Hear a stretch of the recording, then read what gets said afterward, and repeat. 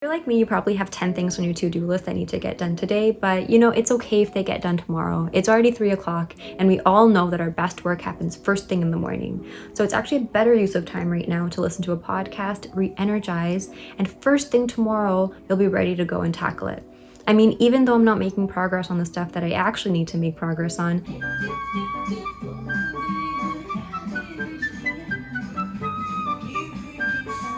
I'm making progress in life because I'm watching every episode of Tim Ferriss. Hi,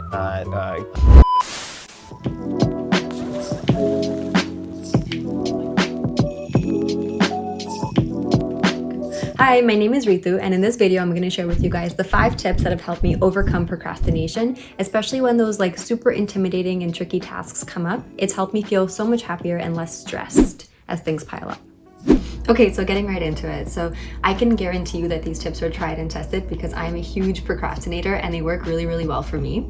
And I can break them into 2 categories. The first category is all the preparation stuff that you can do, and the other category is basically task day. When it comes to do the work, like what are you doing that day? So with respect to preparation, my first tip, number 1, is tell people. I feel like whenever I have something scary to do, one of the biggest weights off my shoulder is when I share with other people that I have to do those things, especially if it's really intimidating or difficult. So for example, when I was starting this YouTube channel, the thing that made it really real for me was when I told all my friends and when I told my coworkers and my family that I'm planning to put myself out there and create something like this. And knowing that they expected videos every week has kept me kind of on my toes, making sure I'm getting stuff out there. The second tip is to schedule it. When I have 10 things to do at the back of my mind, it's really helpful for me to take a piece of paper and write down specifically on this day I want to do this task. The reason that's so helpful for me is because then I know that if I miss doing X, Y, and Z, it's going to have a downstream effect on all these additional things that I care about. And then the reason that the paper is really nice is that I get this different satisfaction from being able to check mark a box and then scratch something out after it's been done. It's so worth it. The second category of things is what you can do the day of.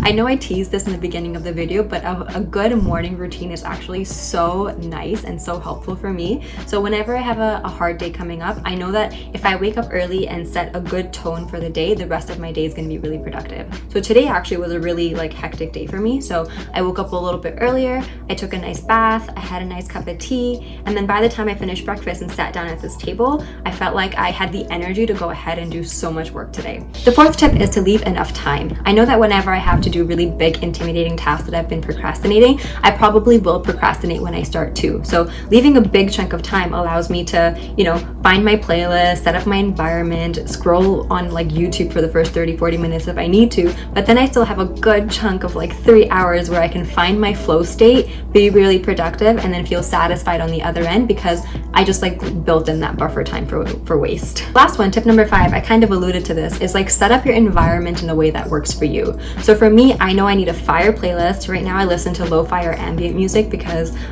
lyrics are very distracting for me. I really get into it. I usually have a Pomodoro timer set up on the side that allows me to, focus and take breaks as I need to. And more recently, I've also been playing around with candles and incense because it sets up a really vibey mood.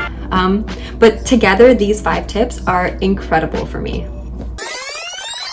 Actually, 6th bonus tip. I forgot that one thing that I recently started doing that's working so well for me is I started co-working. So whenever I have a hard day of work or something intense that I have to do, I call a friend or I call my boyfriend and I set them up on my phone and I lean them against my laptop where I'm working and I work together with them. And it's been so nice because seeing someone else be productive is super sick, but then also since they're on my phone, I can't scroll. It's a double win. But whenever I need to get myself out of a rut, I use these 5 things and they help me so much. Thank you for sticking around to the end if you have. I have similar videos that I did not procrastinate on over here.